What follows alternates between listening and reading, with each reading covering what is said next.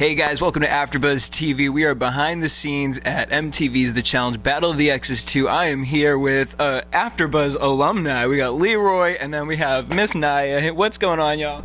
Good. Happy to be here. Yeah. See y'all. Yeah. So, did it come at a little bit of a shock? Because it came as a shock to me that y'all were exes. Yeah, you know what? I thought that when they called Teresa's name, it was going to be me and her. Yeah. Then they said Nia. I looked at it like either way is going to be a good win, but I was definitely surprised.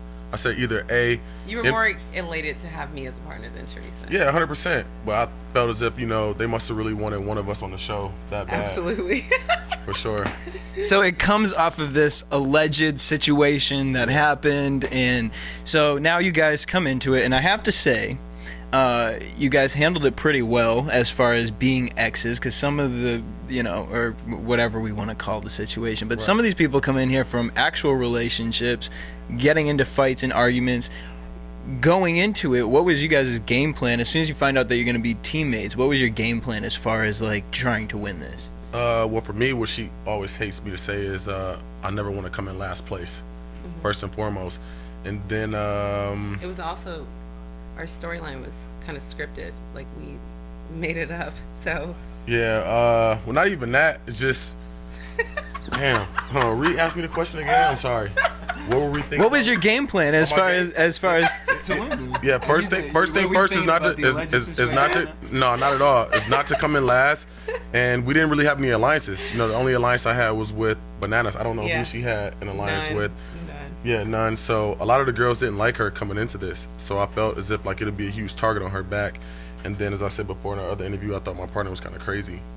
So. Well, that's actually really interesting because the other night at AfterBuzz, we had sat down with Simone, who she said going into this, she was really excited to meet you, but it just kind of came off that you were a hater every chance you could get towards her. What do you have to say to that? There would have to be something to hate on. That's number one. I just felt like she kind of rubbed me the wrong way.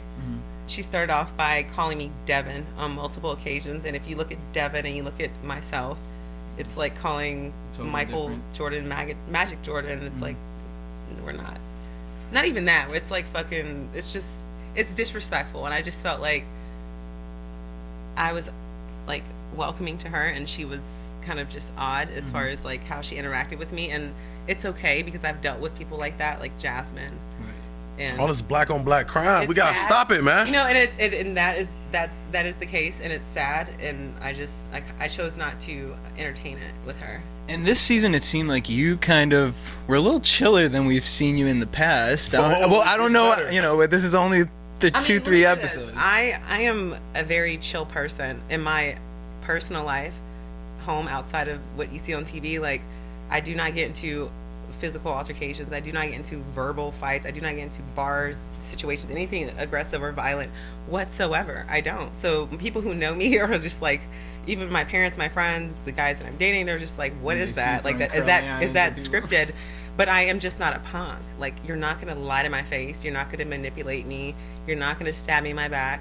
You're not going to talk shit to me, and I'm not going to react. And that's just the type of person that I am. And I'm so unapologetic because I know that deep down, I am a person who comes in peace, but I'm just not a pussy. So to speak on that, Leroy, I know one thing about you with the challenges is that you kind of always get along with everybody. You don't really have too much drama. This is probably the third partner that I've had that, no offense, that I was worried because when I had Adam on Rivals 1, then I had Ty, who's a little off-centered, and then with her, like, just to the point where I felt like she would snap on somebody, or maybe punch somebody. Really, I really thought that. But he's basing that off of a television show on, like, The Real World Portland, which is something that has been resolved. But even so, it was 5% of. I've seen you snap on people.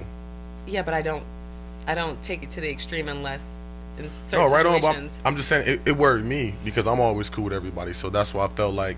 Since girls didn't like her for whatever reason that they made up on Free Agents. Like me because was it all the girls in the house? Because I know that they were saying that there was an upstairs versus the downstairs with the girls.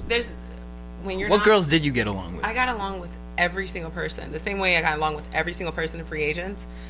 It was just when I went home, there were things that were said about me behind my back, and it's like that's refreshing, but it would have been nice for you to have said that to my face. Right. And so when I went into this situation, I just said, I hope that I've established a precedent where I'm going to annihilate you verbally if you come at me with something like that, as I did with Jasmine on the Aftershow in the past. Yeah. And I didn't have any problems. The only thing is I still felt like, because me and my partner were lackadaisical when it came to the political game, I knew it was going to hurt us eventually, because I felt like ultimately everyone loves Leroy, they respect Leroy, he's so fun to be around, he's like the really comic relief. Can you just like take the semi compliment? Okay. He's all of those things, but it could be our disadvantage, because they feel like he'll get over it because he's the funny, nice Leroy. And I just wanted him to kind of like, you know, perk up his chest a little bit and let him know, like, we're not fucking with you. This is how there are times where you'll see like decisions were made where I'm like, we shouldn't have even been there, and that we shouldn't have even been in the conversation. And if we would have established ourselves as serious veterans that should not be fucked with, it wouldn't have, it wouldn't have occurred. So that makes sense. But I mean, I'm still, even though I was a veteran, I still feel like this was a rookie season for me. I'm excited and proud in my performance, and so thankful in my partner. I will not have a partner better than him ever. I don't care who it is. However, I just feel like I'm constantly learning, and I felt like this was a learning experience as far as the mental and political game. I felt like a rookie again. So you would definitely do a challenge again? And win. Yeah?